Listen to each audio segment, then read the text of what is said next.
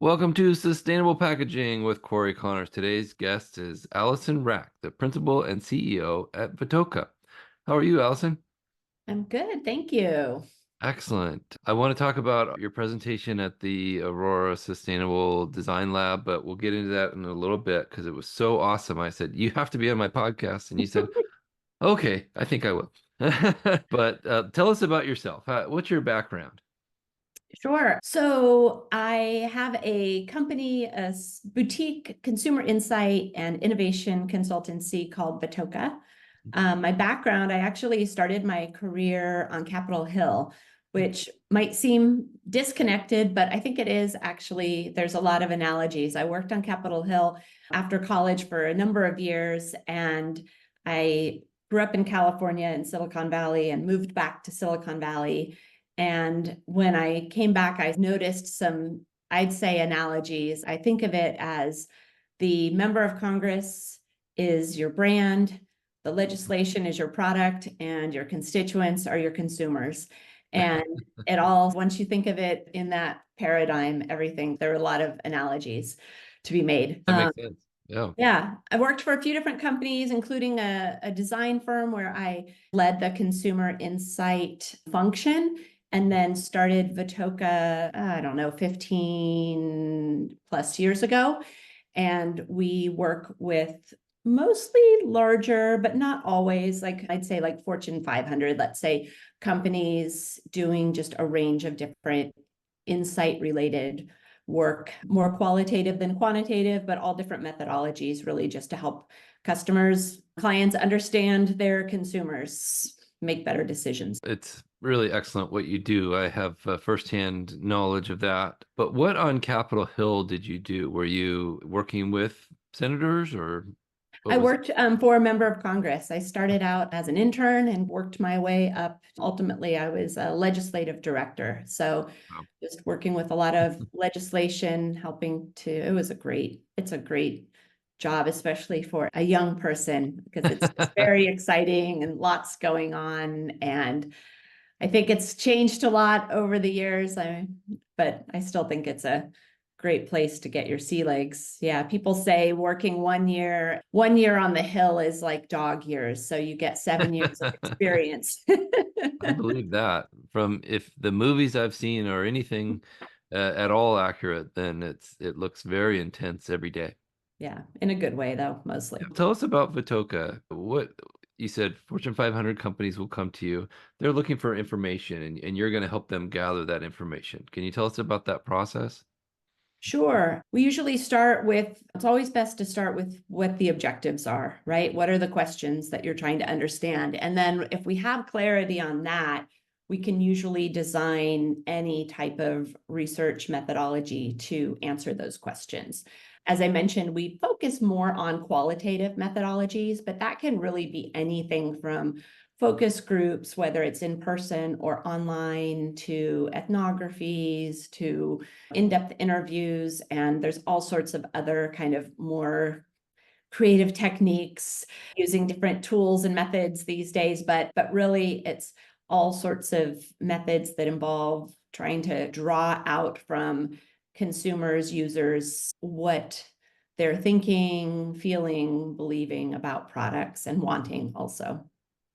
That's fascinating to me. I studied advertising and marketing in college, and I loved that consumer mindset kind of research, market research. I thought it was a really interesting part. That's one of the reasons I was excited to interview you. What kind of information are companies looking to learn from the market regarding sustainability and packaging? So you, as companies, have to make decisions around what types of products to build and what types of packaging to select. Mhm. And as from the presentation that we did at the summit, Mhm. there's constraints and decisions that companies need to make. And sometimes there's not a lot of flexibility around that. But consumer perception is should be a factor in all of that, because you can make the most sustainable packaging in the world. And we know that consumers say that sustainability or environmental impact is important in the packaging and the products that they're buying. But then you have to ask the question, do they know what is sustainable? And and I don't mean that in a critical way that I'm judging consumers. I'm a consumer, right? We are not experts. And so the question is, it's not just about making the packaging sustainable, it's making it sustainable in a way that you can educate the consumers or you can make it really obvious, but you also want to get the credit. So I think that it's just understanding perceptions and then also maybe understanding what's driving those decisions, I would say. And sometimes companies will be deciding between a few different options, right? We have these three different options and we want to get feedback which one we should go, which direction we should take it.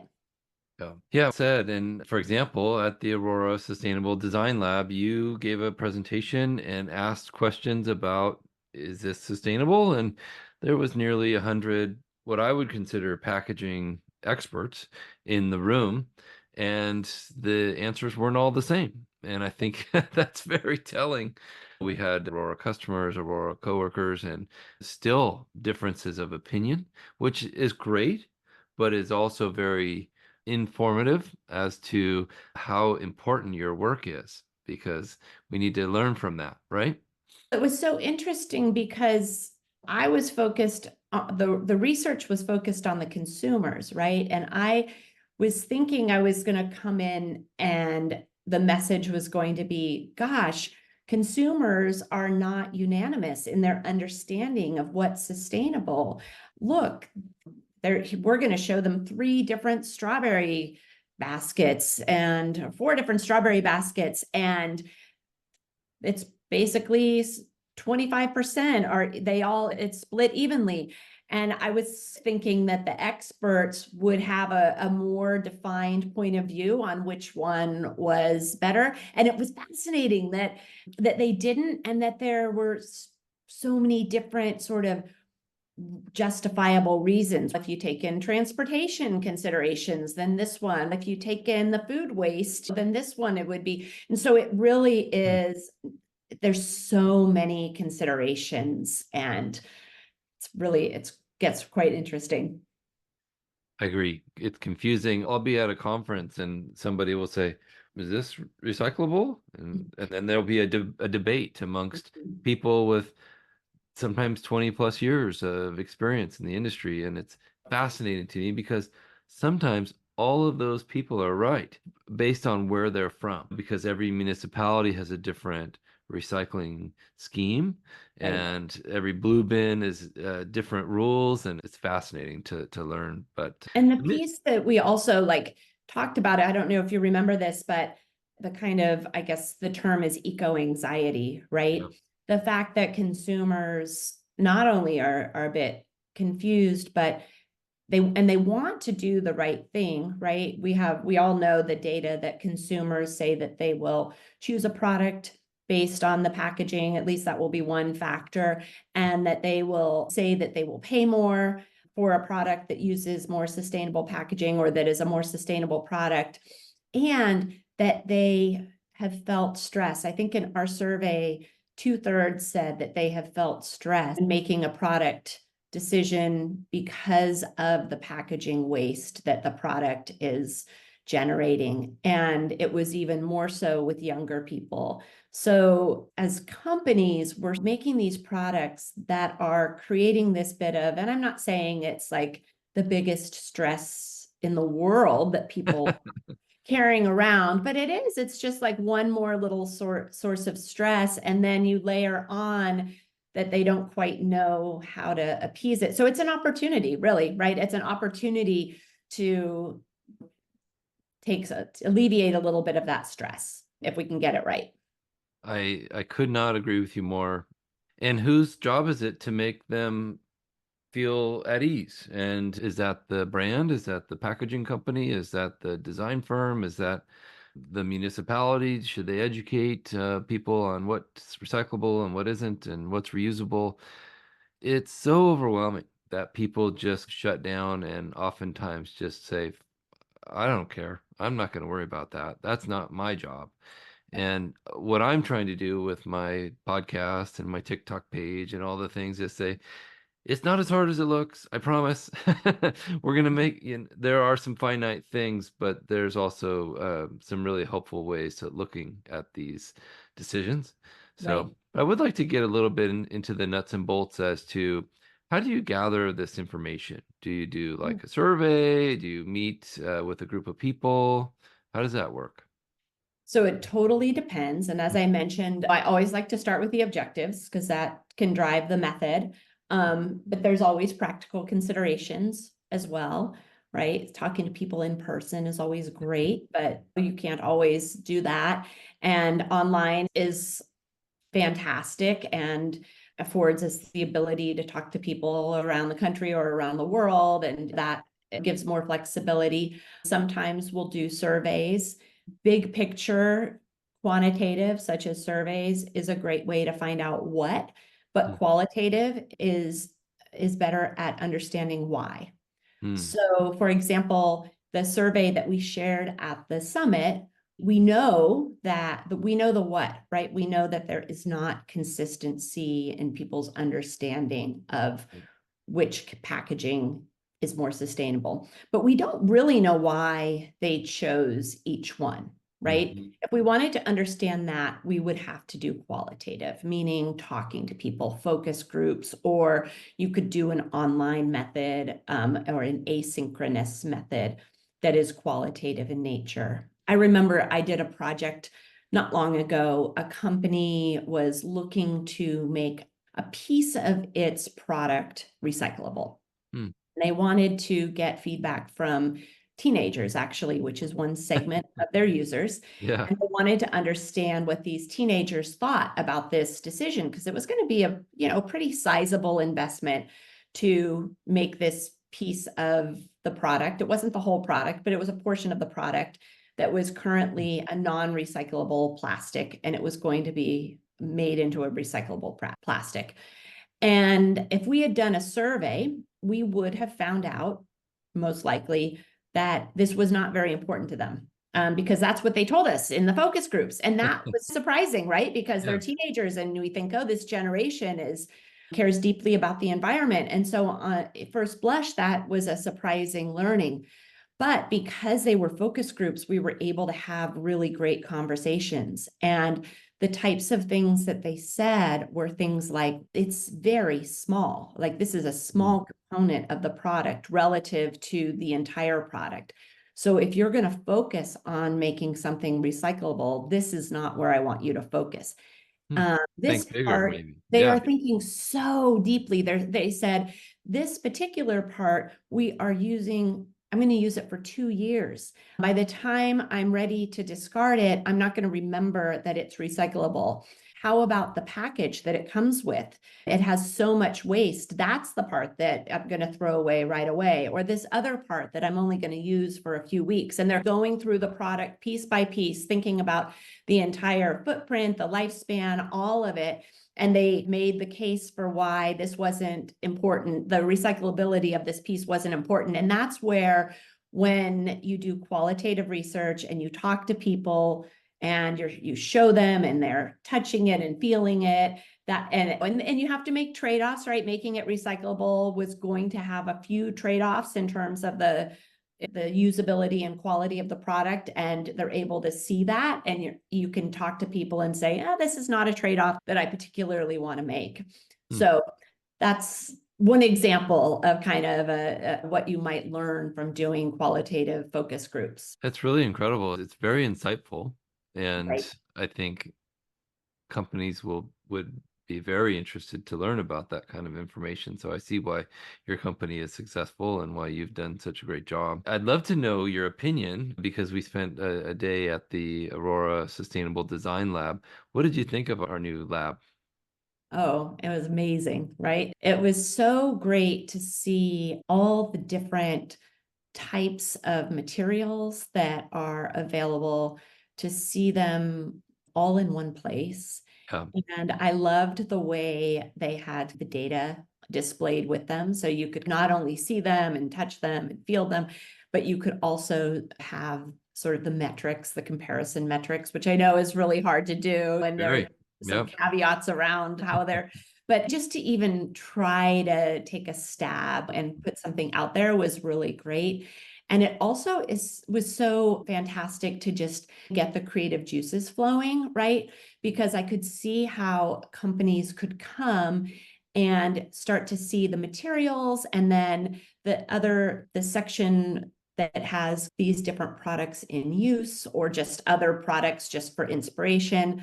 I know that just from participating in a lot of innovation workshops, that when you're in an environment like that and you're able to use that kind of analogy-based innovation process, and you can see that you've got access to the materials, you have access to the stories, you have Yep. access to all of these different end products that might be completely different than what your product is, but you're able to see it and be inspired and say, oh, that gets me thinking about what we're doing. And it just helps people make those leaps Yep. that are really hard to make in just everyday life, and really hard to make when you're sitting behind a desk in your regular environment. So I think that it's a fantastic place that I know that there's a vision of companies coming, and I think they've already started coming and doing these innovation workshops. And I think it's going to be incredible for those companies that are able to do that. Yeah, me too. So often I'll speak with a customer or a potential customer and they'll say, I'm not even sure where to begin. And I think this lab helps you start at the beginning and say, Mhm. okay, here's what we have, and sit down around a table with our design team and say, here's what we'd like to accomplish. We're not sure how to get there, but these are our ideas. And then have our design team say, have you thought of this? And then you go down that path a little bit. In my opinion, I think what the Sustainable Design Lab will do is it will expedite that process, and it Right. will save companies years of frustration in saying, what if let's just buy this kind of packaging and see how it goes for this next 6 months?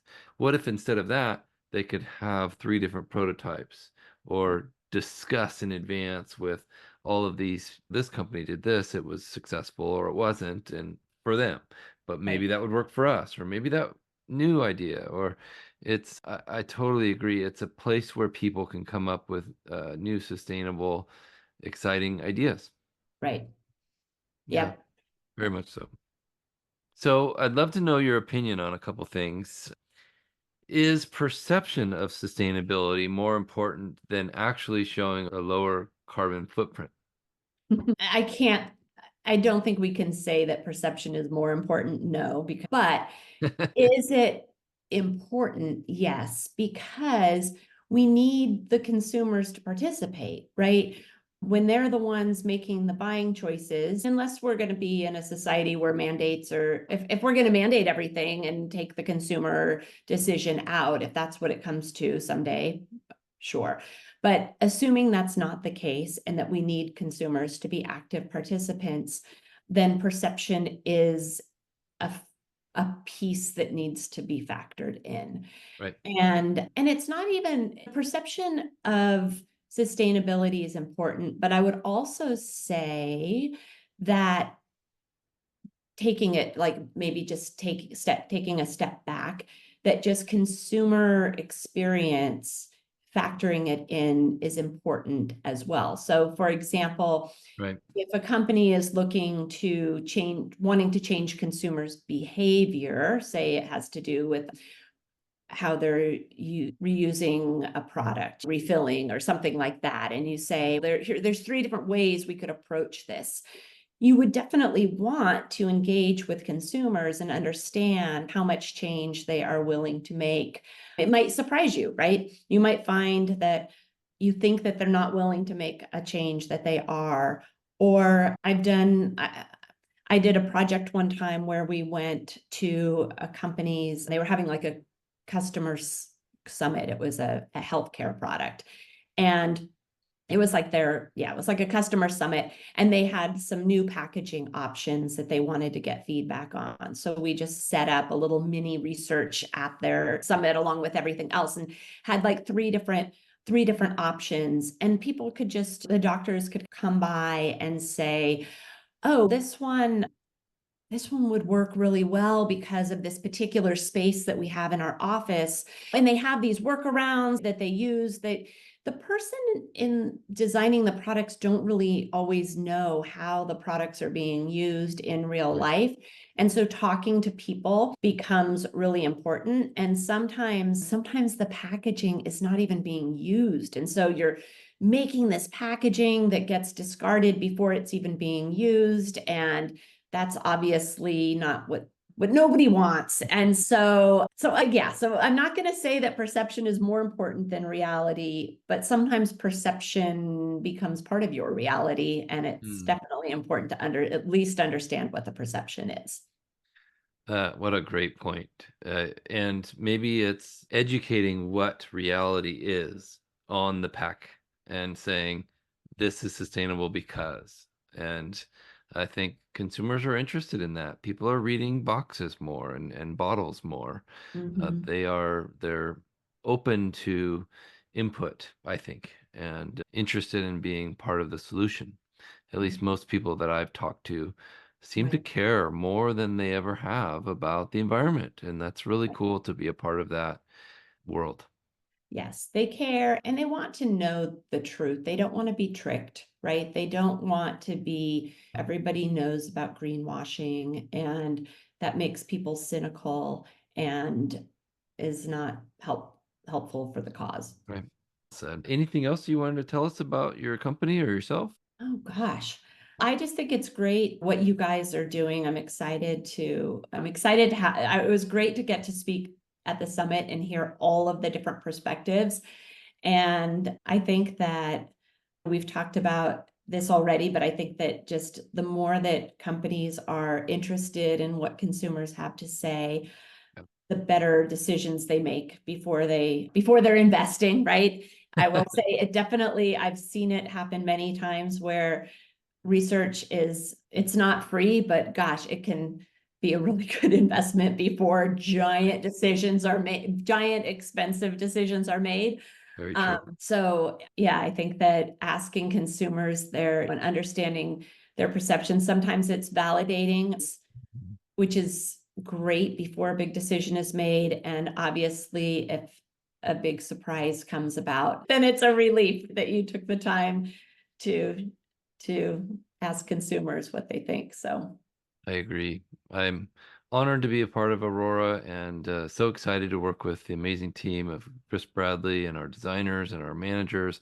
It's the most exciting time ever to work for Aurora Packaging. Seriously, 21 years, and I've never been happier to be there. you guys are doing amazing things, and I know that Chris is so inspiring to work with, and I'm sure the workshops that he is leading and the projects that he is doing over there are any company that's able to participate in those, they will leave talking about it for years to come. Yeah, I can confirm that. The companies we've had come through so far have been just totally excited and appreciative of the new tools and the lab and all the testing equipment. And it's a huge hit already. So That's awesome. let's talk about how people get in touch with you when they need data, when they need to know what to do next. Sure, yeah. So we have a website. Mhm. It's vatoca.com. It's funny, Vatoca stands for Virginia to California. So VATOCA.com. I joke around that the company name is Virginia to California, otherwise known as URL that was available. Well played. Nice. Yes, I am Allison at Vatoca.com, Allison with two L's and an I. Um, and yeah, LinkedIn and all the normal places.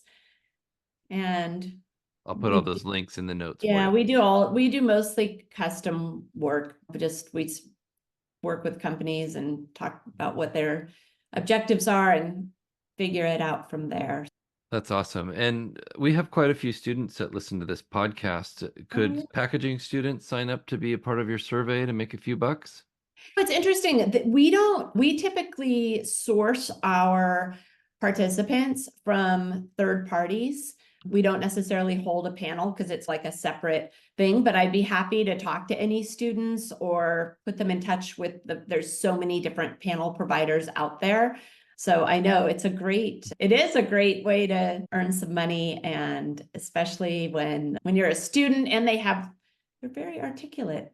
Yeah, You know, they have some good, important I decisions. I think I with agree. sustainability, the student perspective is so important. I have one of my teen daughters said to me not long ago, she said, we watch these movies in class and they're all the same. They tell us about how the world, the environment, and how it's all falling apart. And at the very end, they say, but it doesn't have to be this way, and it's up to you. Ugh, yeah, And she said, it's so stressful. And I no feel like, pressure. wait, why is it up to me? And I'm supposed to be getting good grades and getting into college and taking the SAT. And now I have to save the environment also.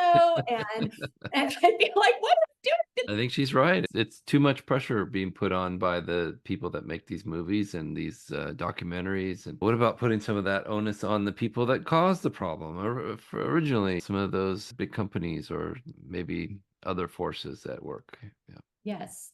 Yes, we can all, yeah. So I think it's good to give them all a voice. So yeah, but put your students in touch, and they can be part of give their opinions if nothing else, and take some of that, let them have a voice. And yeah, that would be great. Thank you so much, Allison. I really appreciate your Thank wisdom. you very much. Thanks for being on. Okay.